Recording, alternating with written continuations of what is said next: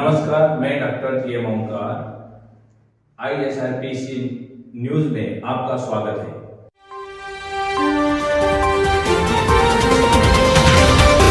चलो मित्रों, नवा वीडियो में आपનું हार्दिक સ્વાગત છે। હું છું દિનેશ બાબરિયા। મિત્રો હું બતાવીશ આગળ આપણે નવા સમાચાર।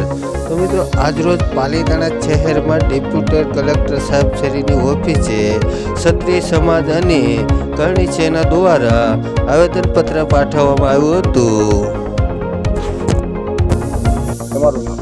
મારું નામ પરમાર નીતિન રંજીતભાઈ છે। પ્રાંત કચેરી ખાતે શાને લઈને આવેદન કર્યું? અમારા સમાજના આગેવાન એવા શ્રી ભવાનીસિંહ મોરી ગામ બુદેર તેઓની પીઆઈ એલસીબી પીએસઆઈ રાંગુ સાહેબ દ્વારા કોઈ પણ કારણો વગર એમની ધરપકડ કરવામાં આવી હતી। નો કોઈ વોરંટ હતું, બ્લેક ફિલ્મની ક્રેટા ગાડી હતી, કાળા કાચવાળી હતી, નંબર પ્લેટ વગરની હતી। એટલે કોઈ પણ સરકારી કામ સિવાય એમની પોતે મનમાની કરીને એમની ધરપકડ કરેલી। તો આવડા મોટા વ્યક્તિ હોવા છતાં જો એમને પીએસઆઈ સાહેબ દ્વારા આવી રીતે ધરપકડ કરવામાં આવી તો નાના માણસોનું શું થતું હશે? ત્યાં આ લોકો કેવું વર્તન કરતા હશે?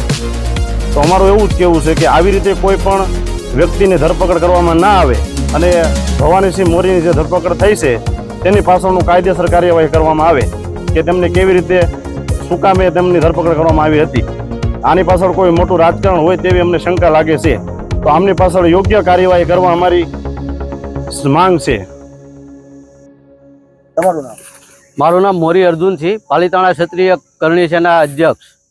આ પ્રાંત કચેરી શાને લઈને આવેદન કર્યું? આજે અમે પ્રાંત કચેરી આવ્યા હતા કે અમારે જે ગત 22/5 રોજ રાત્રે 11:30 કલાકે અમારા સમાજના અગ્રણી એવા અને બુધેલ ગામના પૂર્વ સરપંચ ભવાનીસિંહ મોરી એમને રાત્રે 11:30 એમની અટકાયત કરવામાં આવી હતી એલસીબી પીએસઆઈ ધ્રાંગુ દ્વારા, બરોબર।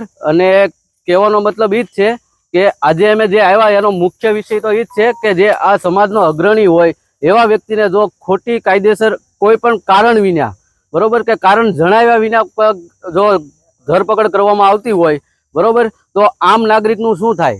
એના માટે અમે સાહેબને રિક્વેસ્ટ કરવા આવેલા હતા કે આ બનાવ બીજા કોઈ વ્યક્તિ સાથે ન બને।